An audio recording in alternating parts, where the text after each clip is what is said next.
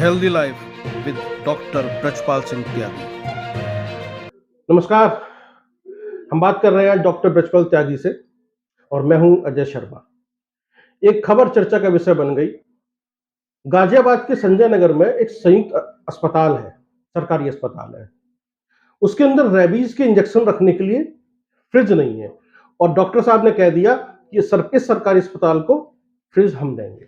Doctor साहब, आप fridge देने की बात कर रहे हैं अस्पताल को, रेबीज रखने के लिए के इंजेक्शन के लिए पास वैक्सीन के लिए, है ना, फ्रिज नहीं है। कैसे देखते हैं?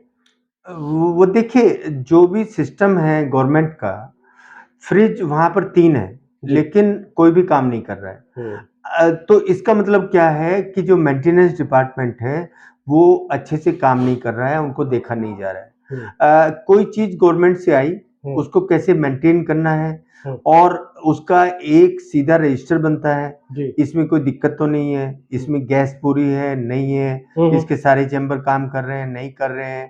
तो वो सिस्टम जो होना चाहिए वो ठीक तरीके से काम नहीं कर रहा है, इसलिए ये फ्रिज खराब हो गई है। ठीक है। अब इस फ्रिज को हम रिप्लेस कर देते हैं, क्योंकि जो वैक्सीन है उसको हमें 2 डिग्री से 8 डिग्री तक रखना है, अदरवाइज वो इनइफेक्टिव हो जाएगी। और जो रेबीज वाली बीमारी है ये 100% जानलेवा है। इससे पूरे संसार में अगर किसी को रेबीज हुआ है तो उसको कोई बचा नहीं सकता, इसका कोई इलाज नहीं है जब रेबीज एन्सेफेलाइटिस हो जाता है। देखिए डॉक्टर साहब, हमने वो तस्वीरें भी देखी हैं। शायद गाजियाबाद का एक पेशेंट था जिसके बच्चे को एक कुत्ते ने काटा गली में और उस बच्चे ने अपने पिता के हाथ में दम तोड़ दिया। जी जी जी। उसको प्रॉपर इलाज नहीं मिल पाया तो बच्चे ने बताया इनके घर में कुत्ते ने काट लिया। जी जी जी। हम देखते हैं कि डॉग्स के अटैक की घटनाएं गाजियाबाद में बहुत होती हैं और अक्सर चर्चा का विषय बन जाती हैं। डॉक्टर साहब, गली मोहल्ले, सोसाइटी, कॉलोनी, लिफ्ट, हर जगह कुत्ते कई, चाहे डोमेस्टिक हो या गली मोहल्ले के हो, हमला कर ही देते हैं। अगर कुत्ता काट लेता है तो किस तरह की भयंकर बीमारियां होती हैं, ये जरूर बताएं।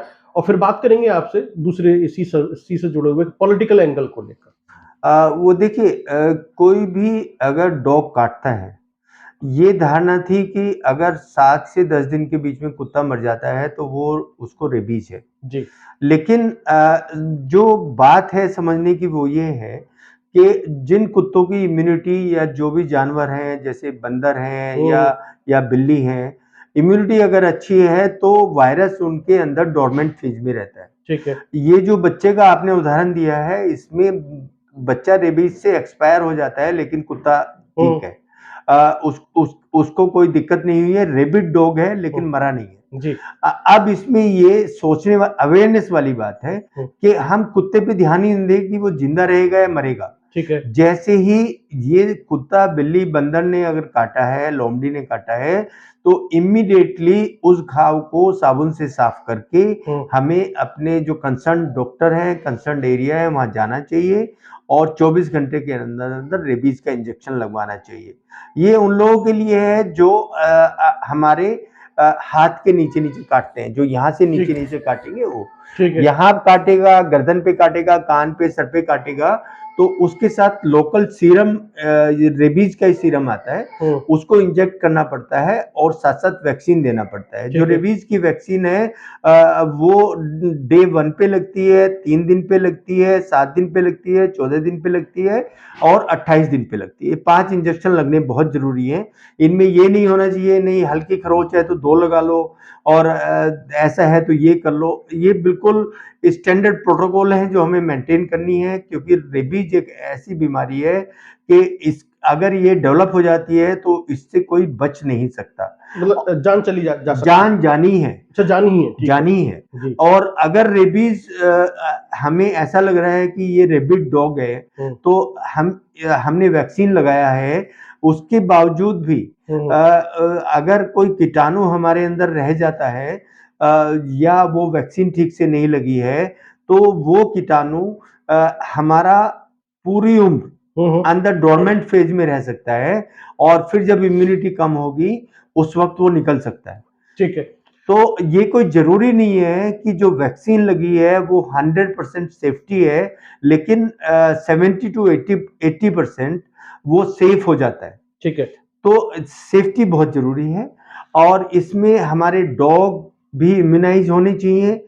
और इसके लिए जो एक एजुकेशन प्रोग्राम होना चाहिए वो अखबारों के जरिए होना चाहिए, स्कूल में होना चाहिए, वो अस्पतालों में होना चाहिए। अस्पताल में ओपीडी में अगर 100 मरीज बैठे हैं तो एक डॉक्टर उनको बता दे कि क्या रेबीज है, उससे हम कैसे बच सकते हैं।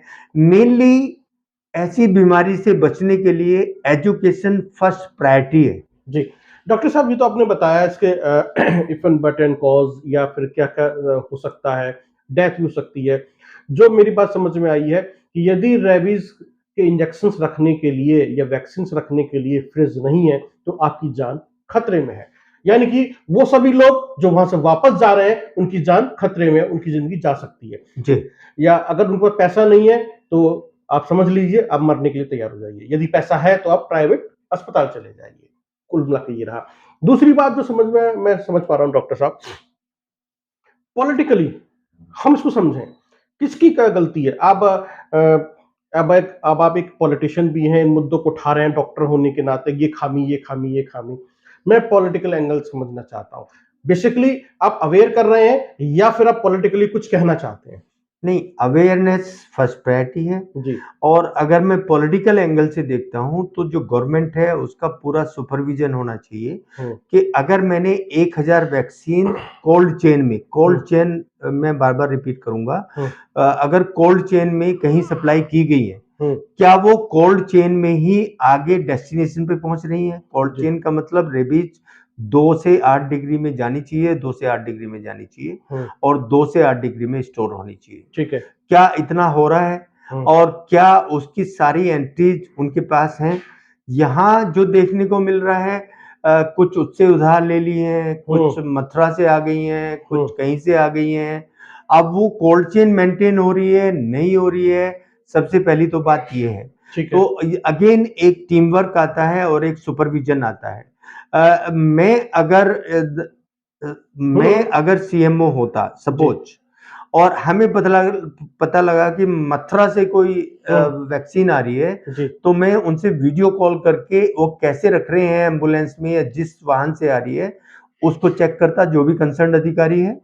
और फिर एक बार रास्ते में भी वो चेक होता जी क्या वो उनका टेम्परेचर उतना ही मेंटेन हो रहा है, यहाँ आने के बाद भी चेक होता। तो सुपरविजन की बहुत जरूरत है इन सब चीजों में। और जो ये वैक्सीन वाले जो प्रोग्राम है, इनमें अगर सुपरविजन नहीं होगा तो ये बहुत ही घातक हो सकता है। और अगर वैक्सीन इफेक्ट नहीं करेगी तो हमें एक यूफोरिया रहेगा कि मैंने वैक्सीन लगवाई है, लेकिन वो इफेक्ट नहीं करेगी तो वो बीमारी मेरी जान ले सकती है। जी, कुल मिलाकर जो समझ में आता है डॉक्टर साहब, आपकी पार्टी एक तरीके से उत्तर प्रदेश सरकार के हेल्थ मॉडल को सवालों के कटघरे में खड़ा कर रही है और कह रही है कि सोचिए आप क्या कर रहे हैं। रेबीज का इंजेक्शन से एक सवाल उठता है, यदि इतनी लापरवाही है और इतनी व्यवस्थाओं में कमी है या फिर इतनी व्यवस्था या नहीं हो पाया है तो आपकी जान खतरे में है, ये राष्ट्रवादी जनसत्ता दल कह रहा है। और यदि आपको इसको सुधारना है और लोगों को अच्छा जीवन देना है या उनकी जिंदगी की आपको परवाह है तो हेल्थ मॉडल में बदलाव की जरूरत है, उसमें सुपरविजन की बेहद आवश्यकता है। डॉक्टर साहब, चलते आखिरी सवाल, यदि आपकी पार्टी से कोई भी जीत कर आता है या आपकी सत्ता के साथ भागीदारी हो जाती है, आपकी पार्टी का एसोसिएशन हो जाता है बीजेपी के साथ ही, तो किस तरह के बदलाव देखने के लिए मिलेंगे वो तो जनता समझ रही है, लेकिन फिर भी मैं आपसे क्या पूछना चाहता हूं, क्या देखने के लिए मिलेगा? अब वो देखिए, जो आदमी जानता है, जिसने हेल्थ पे काम किया है, जिसने वो बिल्कुल गांव लेवल पे, ग्राउंड लेवल पे काम किया है, और जो कम्युनिटी वर्कर है, वो सब हेल्थ के बारे में एबीसी जानता है।